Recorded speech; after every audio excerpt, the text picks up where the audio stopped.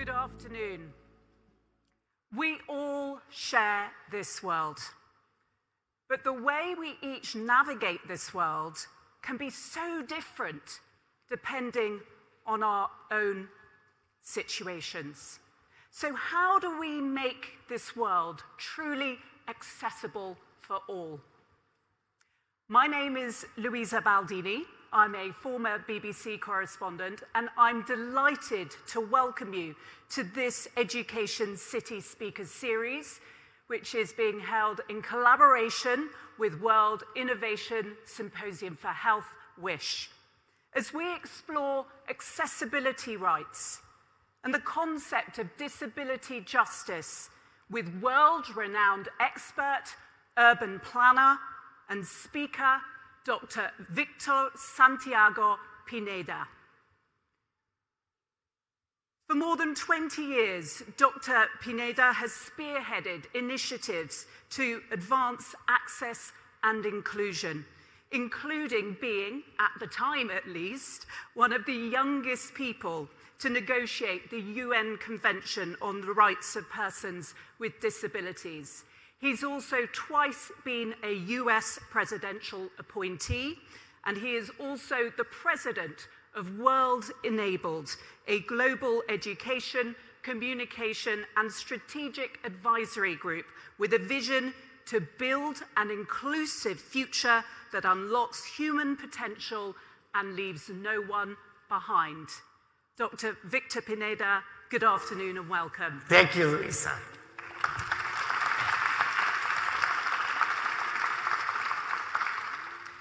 So, firstly, I've watched a lot of your past interviews, some of the videos you've done, very exciting stuff at the Burning Man Festival, for example. She did her homework. She did her homework. So what first struck me and what I first wanted to ask you is, what has kept you so positive, enabled you to be so positive in the face of huge adversity? And secondly, what is the biggest challenge you've faced that has really driven your passion to make a difference? Well, thank you for having me here. Thank you for the organizers. The Qatar Foundation is really a source of inspiration for so many, myself included. And I've been coming to Qatar as a friend and as a partner for many years, but particularly for the question that you asked, the very personal question.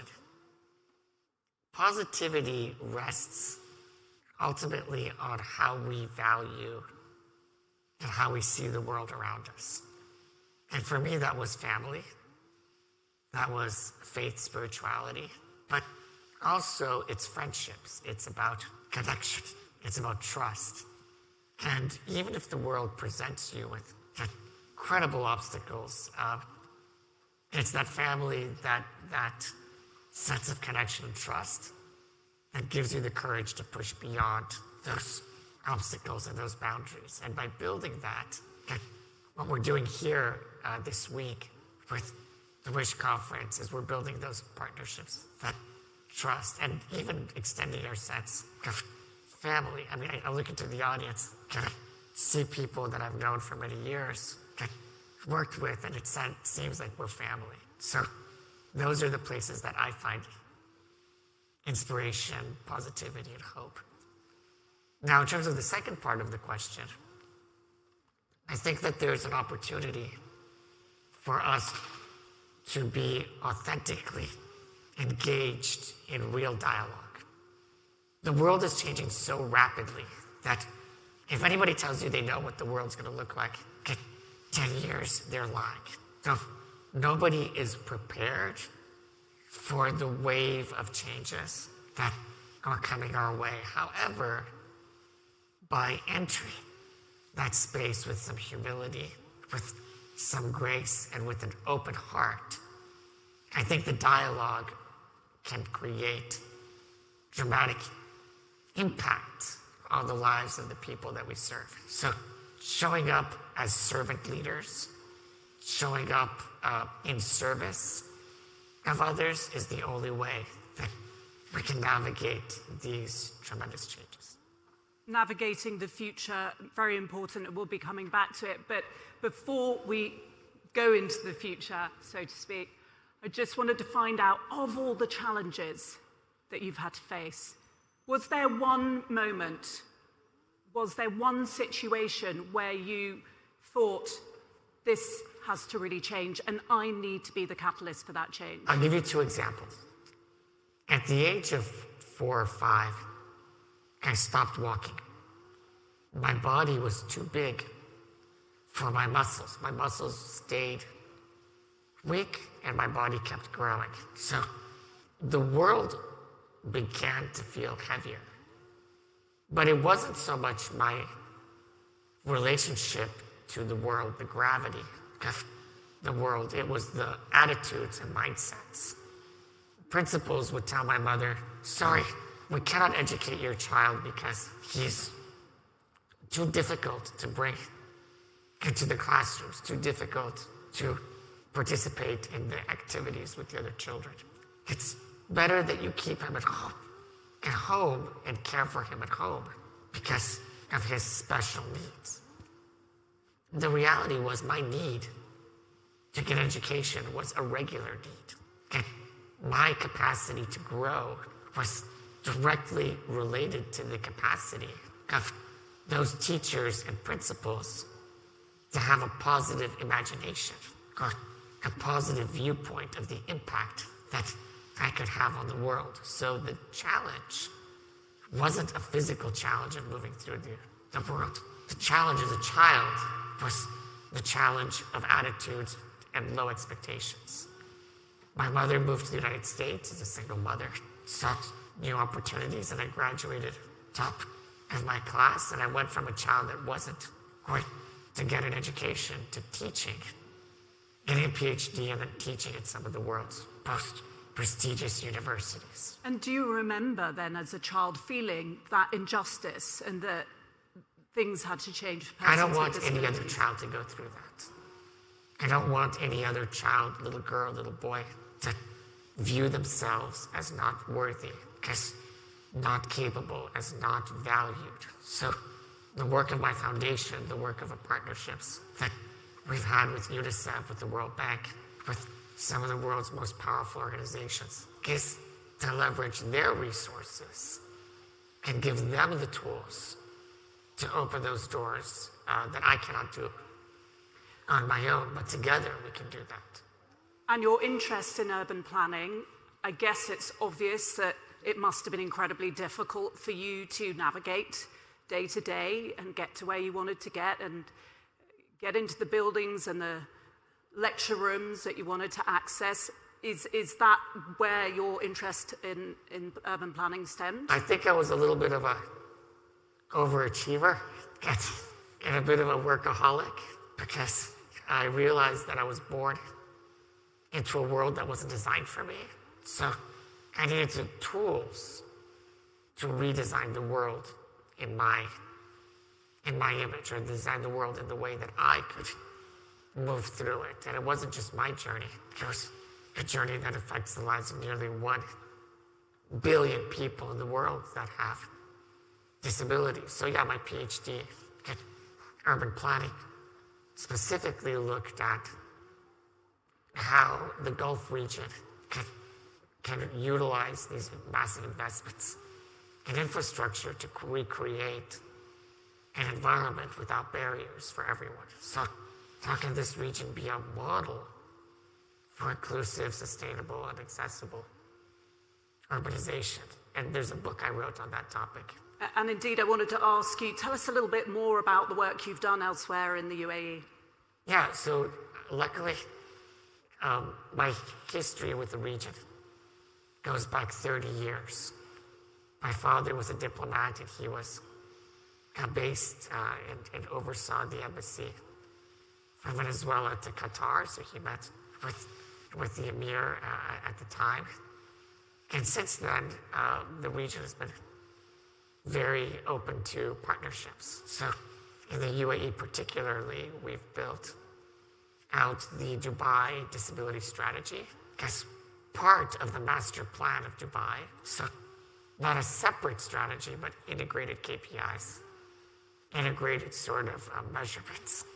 And then in Abu Dhabi, we're working on a big capacity building effort. So it's not only about inspiring people and advocating for change, it's giving them concrete tools, and expertise, and examples of how we can do more faster. And talking of examples, can you give us a few examples of what you've achieved in Dubai and Abu Dhabi? Well, I think the first is to build trust and to build a sense of ownership by many different agencies. So if there's one agency that tries to take on this topic, we're going to fail.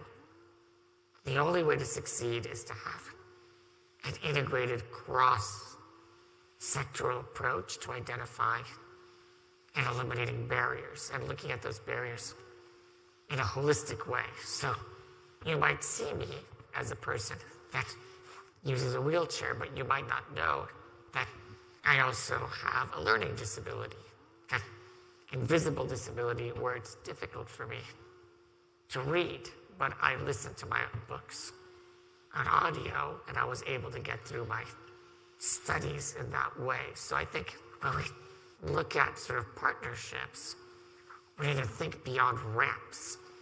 We need to look at innovation. We need to think about accessibility as a disruptive force to unlock new capabilities in the public sector, in the private sector, and in education.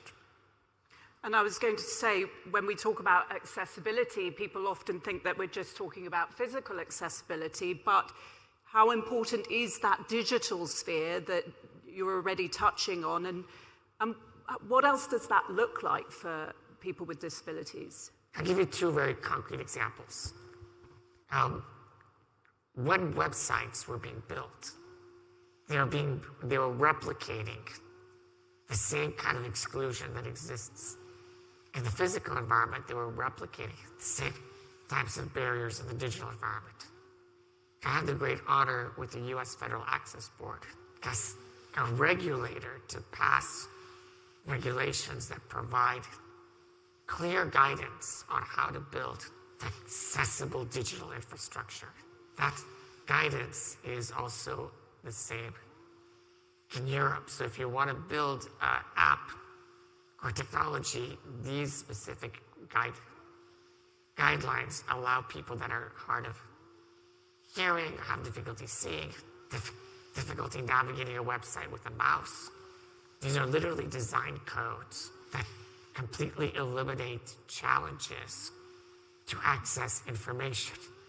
And the UN Convention that we developed clearly stipulates that not only do we recognize the right to the built environment, but in Article 9, we recognize the right to information. So it's the first international human rights agreement to say that access to information is a human right. So now we're looking at the metaverse. How do you make these immersive visual environments like the metaverse accessible? And what does that mean for the way we build the technology? We'll give you one very simple example. A website that's designed in a way that's accessible has a higher search engine optimization. It has a better visibility.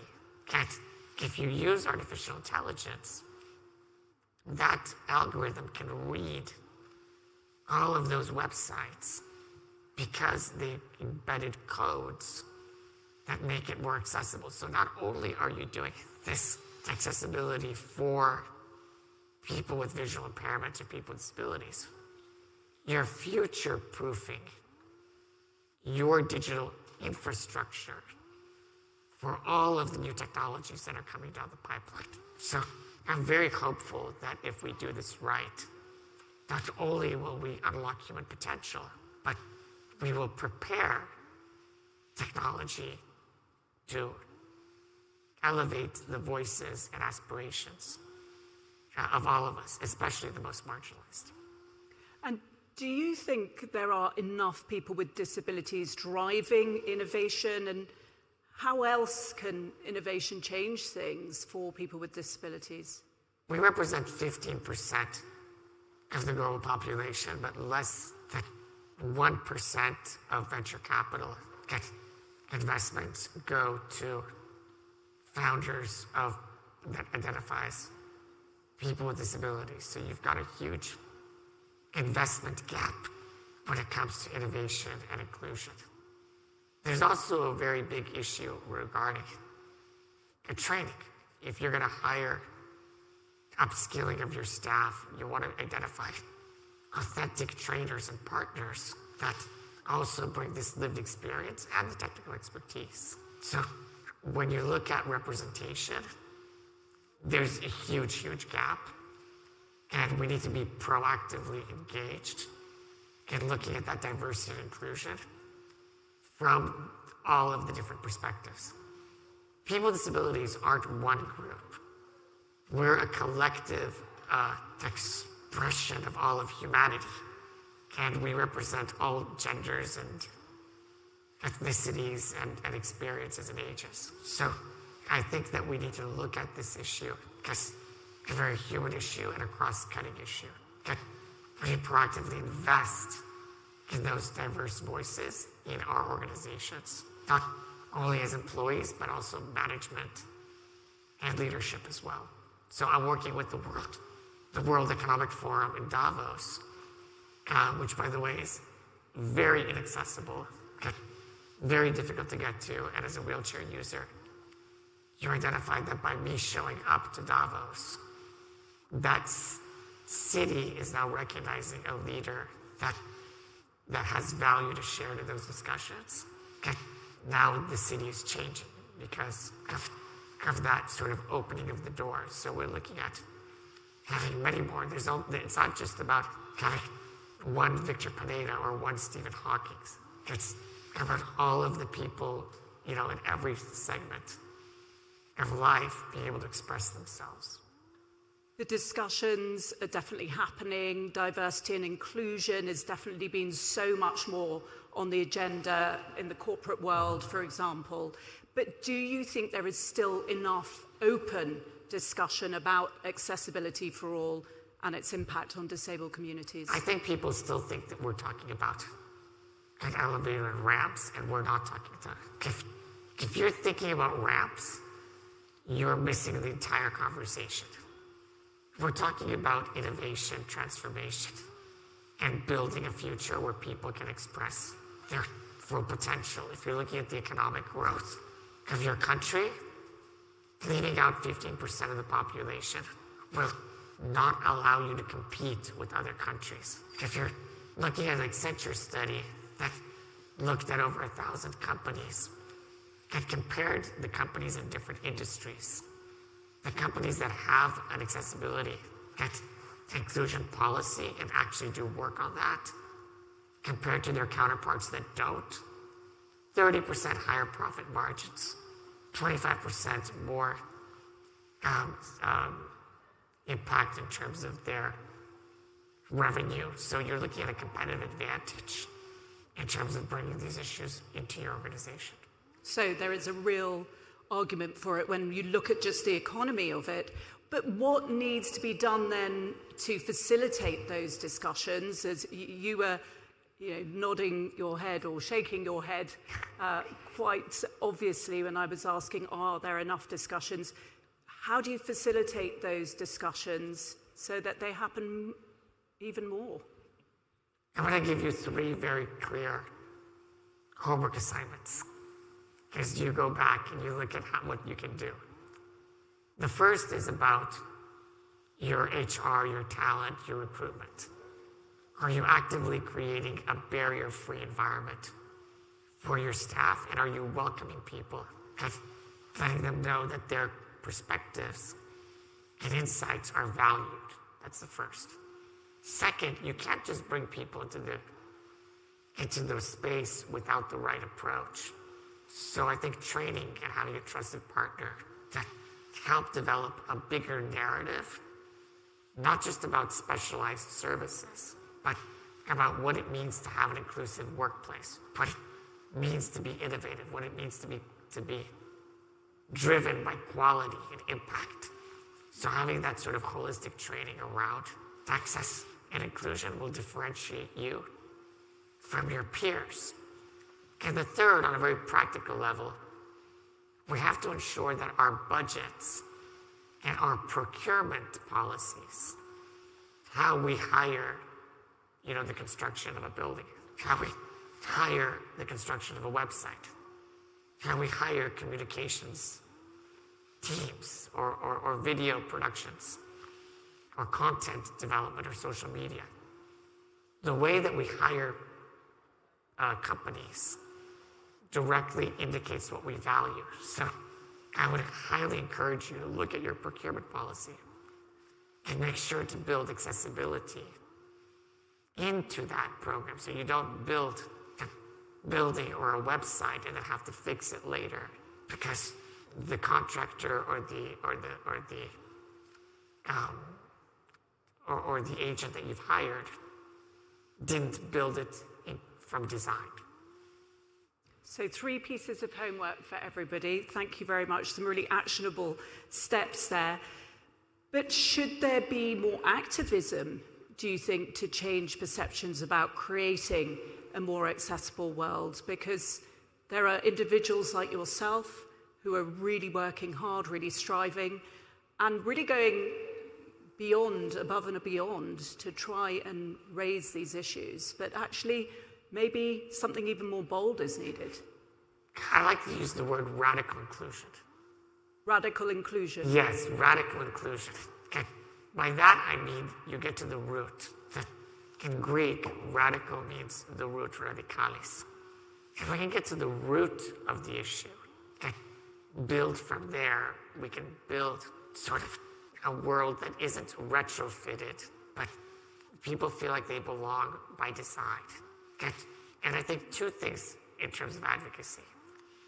First, I want to recognize the great advocates that are present here in Qatar and how they've been very active and engaged throughout all aspects of life and culture and education and employment. And it's great to have friends here that are carrying on these issues.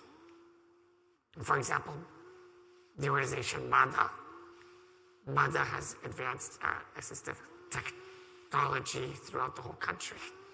So these are victories in Qatar. But advocacy isn't just a destination. It's a way of thinking and recognizing open debate. It's a way of thinking about recognizing open discussions. It's a way of thinking and recognizing about people's dreams and hopes and frustrations and barriers. And by speaking openly, by having that space for advocacy, we can see things the way that they are and act upon them. And you mentioned there a little bit about the progress already made here in Qatar. What do you make about or of the accessibility that you've experienced here in Qatar, which is aiming to have the most accessible Football World Cup to date? Well, I can tell you from the studies, from my tours and my experiences, this will be by far the most accessible and inclusive World Cup. It's important that we recognize this as a moment in time, the time before the World Cup and the time after the World Cup, and looking at that time after the World Cup as a legacy period for us to amplify all of the work that we've done on accessibility and disseminate that into every school, into every place of employment, into every public space, so that we have that continuity of this momentum that we're living in right now. And that it will be a real legacy, hopefully, yes, for people with disabilities. But you've been here before several times, so what do you notice about the progress when it comes just to you moving around, arriving at the airport, getting to where you need to go? It's wonderful. I feel like, we've built a network of 30 cities around the world that have all joined our global compact for inclusive and accessible cities. Okay. This is a UN-backed initiative to help mayors and local governments to make more progress on accessibility. I'd like to invite Doha, maybe Education City, to sign the Global Compact, because you've already made so much progress that you could share your learnings with other cities around the world as well. So Amsterdam, for example, is one of the new members of the Global Compact, and we're leveraging artificial intelligence to map out access barriers around the city. So when we think about my experience in Qatar, I think that the maturity, the initiatives, the progress, there's always a lot more to do, but we should also recognize the progress that we've made. So you've been talking about your All Cities initiative. How willing have all these cities been? Have any needed persuading, or are they all on board? Everybody recognizes that nobody sets out to build an inaccessible city. Nobody says, I'm going to build a city that has a lot of barriers. It's just that people don't know what they don't know. So by showing up to this network, these, Rio de Janeiro, New York, Chicago, Barcelona, Abu Dhabi, Helsinki, they each are showing up with a bit of humility, and they each have a different aspect. So Amsterdam wants to leverage artificial intelligence. Abu Dhabi wants to focus on training. New York wanted to focus on smart cities. So there's different approaches, and the pandemic has shown us that, there's a moment where we all had to stop and reassess our relationships to ourselves and each other. And we saw those locations that really prioritized access and inclusion and looked at people with disabilities, as the most marginalized group, but that at the same time as a resource and as partnerships for innovation. So I think these cities that we're working with see that possibility, a possibility of a world with fewer barriers, more innovation, more impact, and more inclusion. And really unlocking human potential so that everybody can benefit from and contribute to the growth of their city. It gives them pride. You named quite a few cities that are very progressive, even though you said they approached with humility. But what about all those myriad of cities that don't even have the right infrastructure for their abled citizens? I had a conversation with a friend of mine, Mayor Yvonne Aki-Sawyer from Freetown, Sierra Leone. And she has a very challenging city with a very weak central city government. And she asked me the same question. What can I do? I said, you can ensure that any program that you have, no matter how small or how underfunded, at least brings up the topic. What can we do to improve people with disabilities, or to include people with disabilities? From an employment perspective, from a job perspective, there was a study in the US that should be updated, but it found that 95% of accommodations in the workplace were either free or cost less than $500. So all of those people that were being denied jobs because of a disability historically could have been given those jobs had the attitude changed. An attitude that says, okay, these accommodations aren't that difficult. We can make progress. And so same thing with the city. It's not about building an entire new disability city. We don't need a separate city for people with disabilities. We just need to make sure that as you build the infrastructure, that we're part of the procurement process so that you don't replicate a barrier for us once the project is completed. Do you have an ambition to help all these cities in the world, even the ones that are struggling for basic infrastructure as it is? With the right partnerships, we seek to incentivize and transform 100 cities to be more inclusive and accessible by 2030. And I think that we can do that. But I need your help. Well, we'll want to hear from you shortly, and you'll have an opportunity to put your questions to Dr. Pineda, and also those of you who are watching the live stream, please do make sure you submit your questions as well.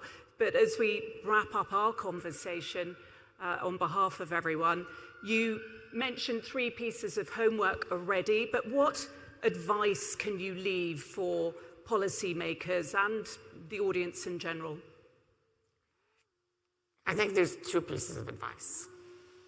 Start the conversation from a place of curiosity and openness. Understand how this fits into your existing plans. Don't think about it just from diversity and inclusion. Think about it as innovation, transformation. Think about it as an exciting new way to unlock potential within your organization. And the second thing is reach out to an experienced, partner that can help you on that path. Somebody that has both the technical skills as well as the lived experience that can help you unlock the capabilities you already have. Too often people think, we don't know. Too often they underestimate what they can really accomplish. And sometimes I think it's more important to recognize your capabilities than to think that you don't have any, and build from there. So reach out and be curious. And create partnerships. And create partnerships. And I started off our conversation by asking you, what makes you so positive? What keeps you so positive? But looking to the future then, what makes you excited? Look at all the people in the audience today. Each one of you makes me excited. Each one of you gives me hope because, I have shared a little bit of my life story. And I hope that it allows you to think about your place, your purpose, your passions in a way that unlocks potential. So for me, it's about love, loving what you do, loving your neighbors and your colleagues, showing up from a place of love and showing up from a place of possibility. Knowing that there's always, a new horizon or a new possibility that you can bring to life. I like when people tell me it's impossible because I like to think about it as, I am possible. We are possible. Everything is possible. So keep that in mind as you move ahead with your work. Incredibly positive message for us all. Thank you so much. So now I would love to take any of your questions, please, for Dr. Pineda. And while we wait for some hands to go up here in the room and a microphone will hopefully find you, just got a few questions that have come through on the app. One is, how do we keep accessibility from being a niche topic, to open it to everyone? Our partnership with Doha Debates really is addressing that through our My Disability Justice series. It shows a huge collection of short films that you can follow on social media to see the breadth of the topics. It's not a niche topic. It touches upon climate change. It touches upon, digital transformation. It touches upon the refugee crisis, humanitarian actions, education. So looking at content and content creators that identify as people with disabilities, you'll see the breadth of those stories that you might think is a niche topic, but they're universal stories.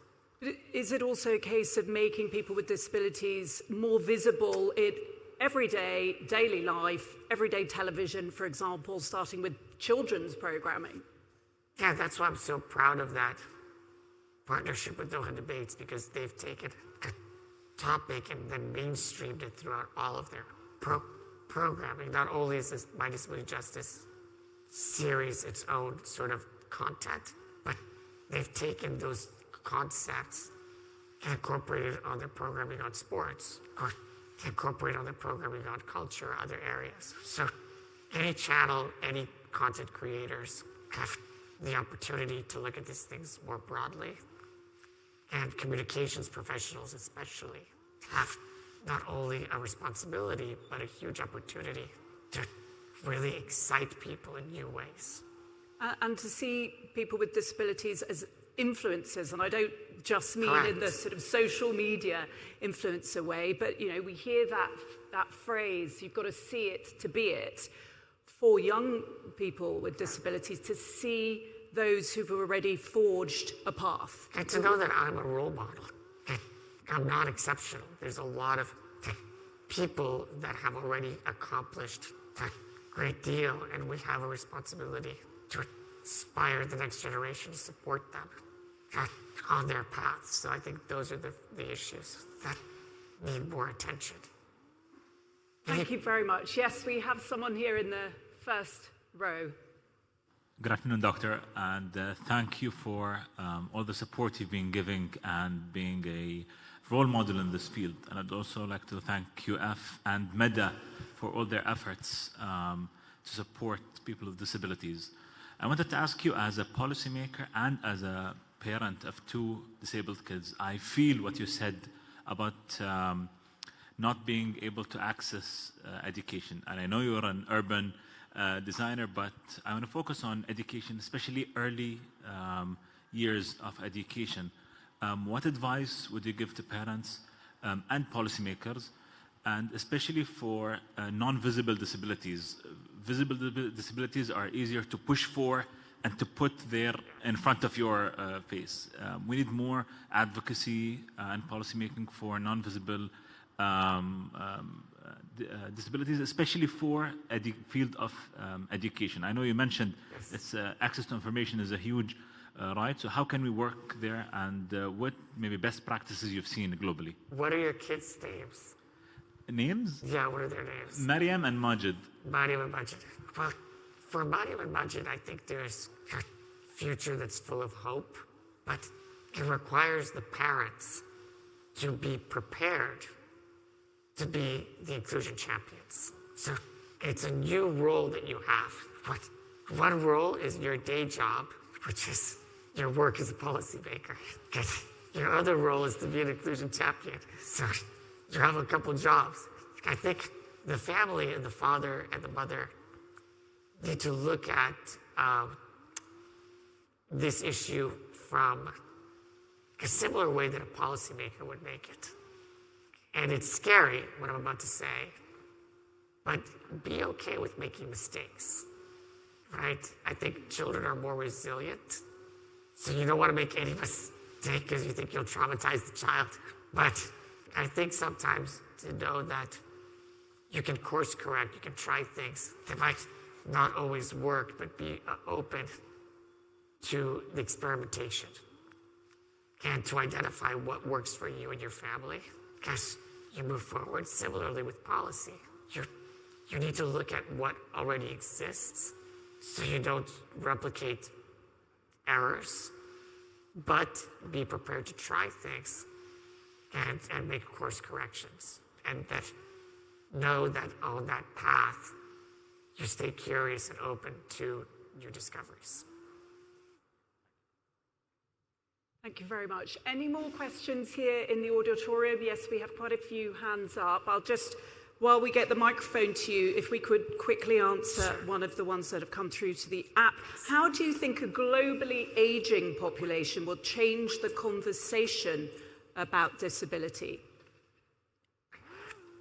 I think that we need to be aware that this has always been part of the human condition. And all of our traditions and spiritual teachings and even literature and art has embedded a story that we need to be consciously rewriting. or at least evolving. Because oftentimes we've identified people with disabilities as needing our charity or needing our support as though they're completely incapable of expressing their own needs. And so we need to evolve that thought.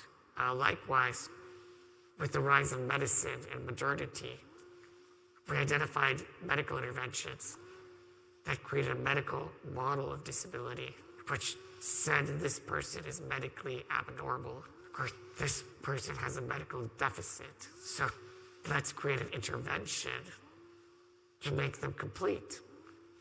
But with the rise of the UN Convention on the Rights of People with Disabilities, an international agreement that I worked on, we were able to evolve to a rights-based model of disability that recognizes their fundamental dignity and freedoms and choices that we have on the pure nature of being a human being, and that the relationship is one of equals, not one of you need to help me, but we need to do this together.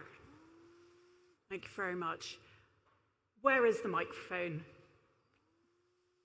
Hello, please do speak up. What's your question for Dr. Pineda? Good afternoon, Dr. Pineda. Thank you. Thank you for being here. I appreciate your presentation. The question is, what would you suggest, or what would you recommend to the idea that people tend to want to respond to people with disabilities with sympathy and treat them more disabled than even, like, do not give them credit for their abilities because they want to demonstrate that their heart is in the right place, but they go straight to sympathy.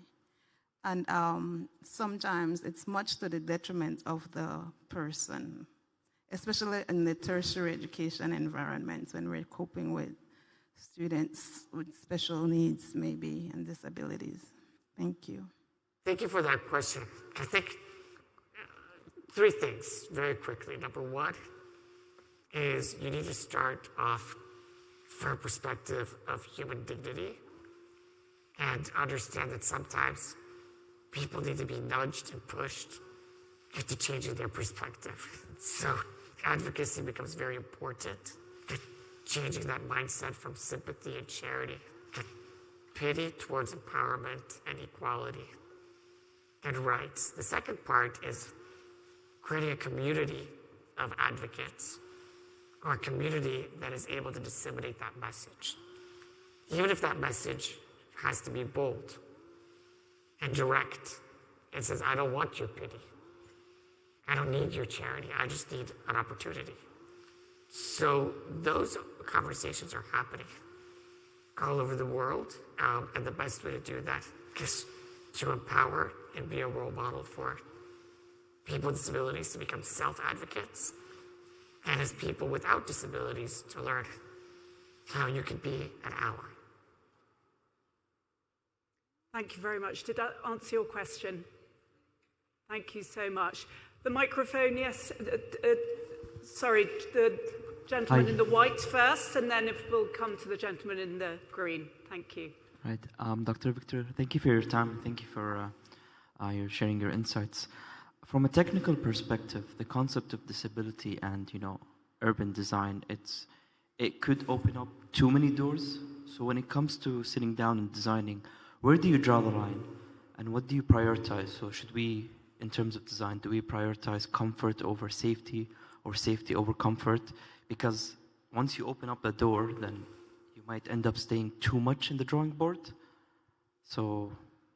Yeah, I think those are great questions for design students and great questions for exploring, in the classroom. But when you enter the real world, you need to comply with global standards. And those include safety, accessibility, usability, cost, considerations, and you need to identify how to create those trade-offs. So every project, needs its own sort of accessibility review and the right approach that allows you not to compromise or not to think that these things are mutually exclusive, but at the same time to also see where the rubber meets the road. So again, having the right inclusion partner, accessibility partner is really important so that you don't have to reinvent the wheel or make unnecessary compromises where you think you have to let go of accessibility for safety or security, or you have to create these trade-offs. There's always a creative solution if you're doing it right. Should there be compromises? I think that you need to approach every opportunity to eliminate as many barriers as possible, and at the very, very end, do a final review of accessibility to ensure that you compromise the least amount, right? And comply with standards. I mean, these standards exist. There's International Standards Organization that already lays out what these guidelines should be, so follow the standards. Okay, thank you. And the gentleman in the green, please, and then the lady here.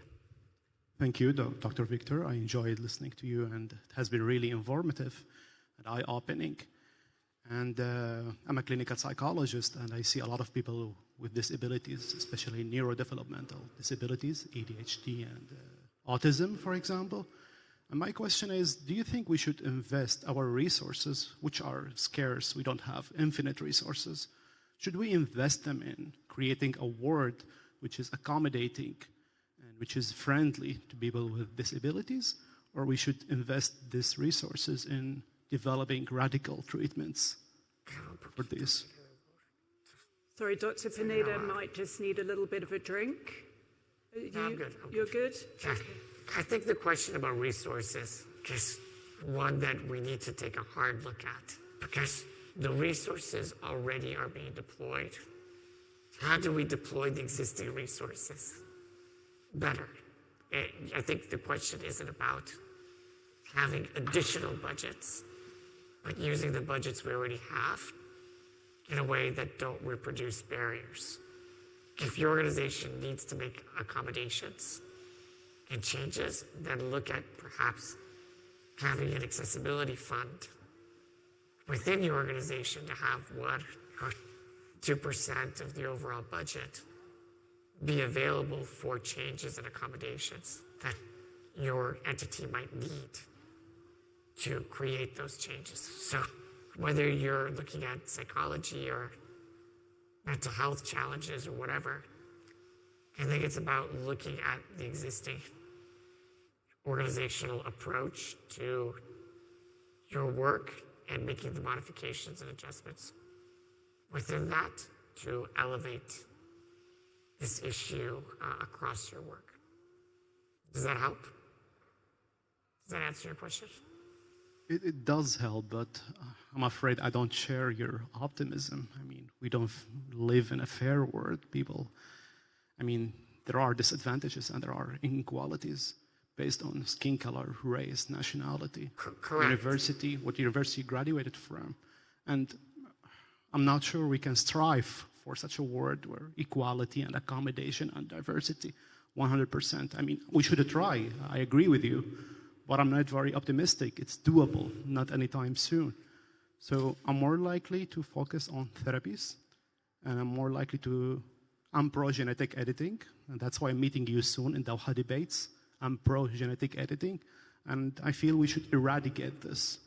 I mean, it's not going to happen anytime soon. It will take time and research, effort, money, but yeah, I mean, I think investing in radical therapies is a better bet than trying to make the world all easy for such people. So I'm glad you brought that up, because we'll be having a show on Doha Debates exactly on this topic, which is, should we invest in gene editing technology that will erase or eradicate disabilities and what could be the unintended consequences of unlocking these new capabilities are sort of the fabric of our society. Do we want a future where there is no Van Goghs or Stephen Hawking's or Victor Pinedas? By leveraging this technology, we believe that we're eliminating suffering, but I don't live a life that I'm suffering. I don't want somebody else to make a judgment that I'm suffering. I think it's a choice that every human being needs to be given in terms of what are they capable of doing and how we can leverage technology in the most ethical way that leverages the concept of human dignity, but also allows, progress to develop, but not in a way that furthers ableist notions of whose lives are or are not worth living. Thank you, and thank you, sir, for your question and your very honest rebuttal there, which has prompted this really interesting answer. I think we have a question now from this lady in the front. Hello, Dr. Victor. Nice for you to come to Qatar. And it's a privilege for me to be here. And I'm just here to show that I'm living proof that with accessibility, we can all live a normal life. Because I'm a mother, I've got children, and I've got challenges as well. As you see, I'm disabled, and I've got an autistic child. He's 10 years old. So we all have challenges. Even though I'm disabled, I still have a son that's autistic. And I just thank you for being here.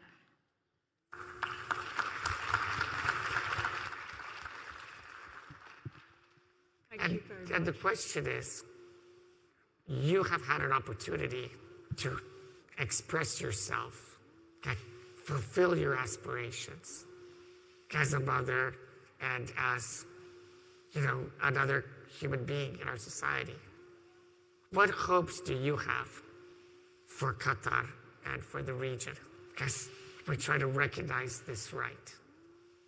Well, my first answer for the guy who said if they will make everyone normal, I would say it will be a very boring place. Yes. Yes. And for people like us, like me and you, we can make diversity and we can make it a better place. But for Qatar, for people like you and me with have education and give other children for the future more education and help them, it will be one of the best places, inshallah, in the world. Inshallah. Thank you so much. You're welcome. Thank you, madam. Any more questions in the room? We've probably got time to take one more in the room. We've got some hands up. This is the last one. At the back. Can you? Yeah. Where's the mic going? Here. I'm sorry, it's out of my hands, literally, the mic, so I don't know where it will end up. Right there. Hi. Sorry. I'm Okay, here. there's two. There's a lady Okay. with a gray headscarf, too. Okay. Hi. Allow me first to thank you for this inspiration you're giving us today, Doctor. This really means a lot to all of us. I'm a medical student, and I am the founder of a social enterprise that aims to give medical classes to kids.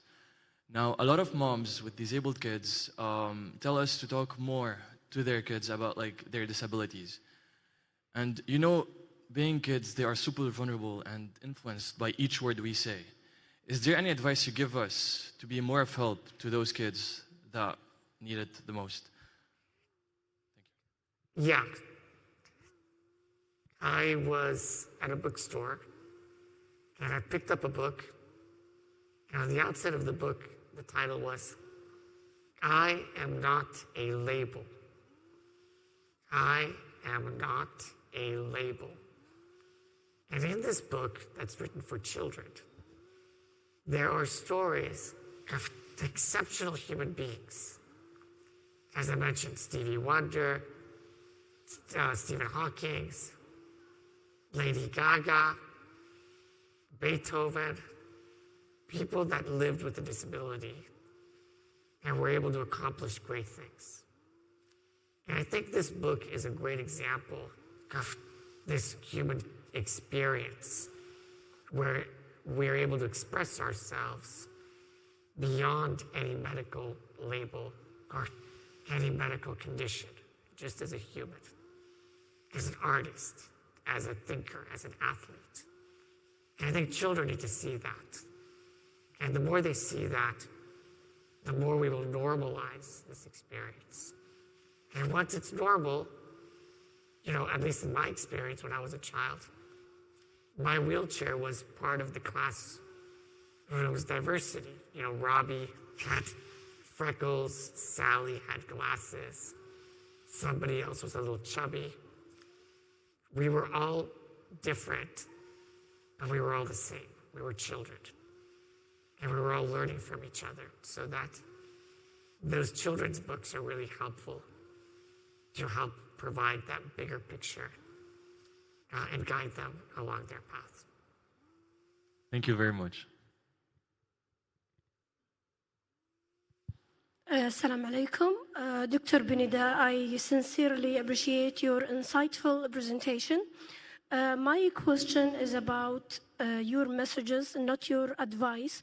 What are your messages to teachers in schools and professors in universities about raise awareness, about inclusive environment, learning environment, and providing accessibility? Number one, first, thank you for that very important question.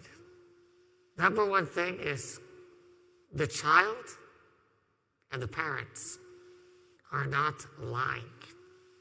They're not inventing things. Believe the parents, believe the child, and be open to the possibility of changing the curriculum. Be open to the possibility of making adjustments. Be open to the possibility of learning something new. Of the teacher learning from the student, not only the student learning from the teacher. The teacher learning from the parents. So open yourself up to new discoveries, number one. Number two, look at other examples. Educate yourself on new ways of unlocking potential. Your job as a teacher is to unlock human potential.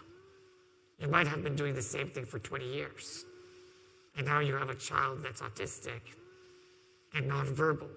How do you ensure that your autistic nonverbal child is learning and growing and remembering? And I confronted this as a professor. I teach at a very prestigious university, top university, public university in the world, University of California, Berkeley. Very difficult to get in. My student was a young man of South Asian descent that was nonverbal and autistic. And sometimes in the class, he made noises. And on 2 occasions, he needed to leave the room because he was overwhelmed with the stimulus.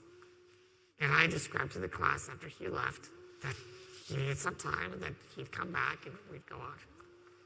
He was the best student by far in the entire class.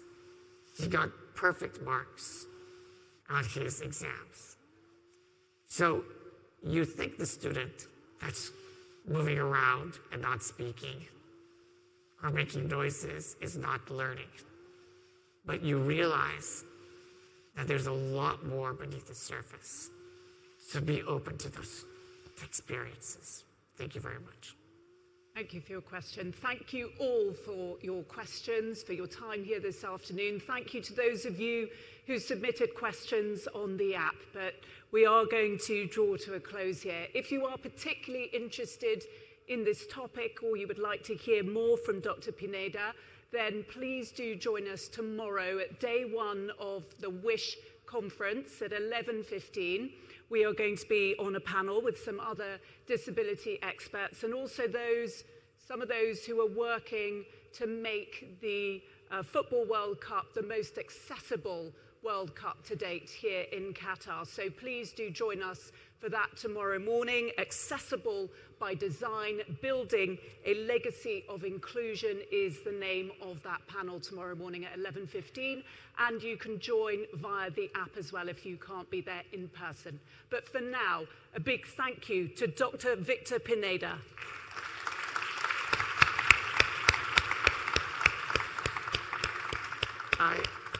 I really enjoyed this conversation. My colleague, Rahul, just stay here, right here in the front. Please feel free to reach out and have a conversation. I'd love to be supporting your work. You can contact me at Victor Pineda on Twitter or at World Enabled. Also on Twitter, and I look forward to our next encounter. Thank you so much. Thank you. Nice. I really enjoyed that. That was really great. Thank you so much.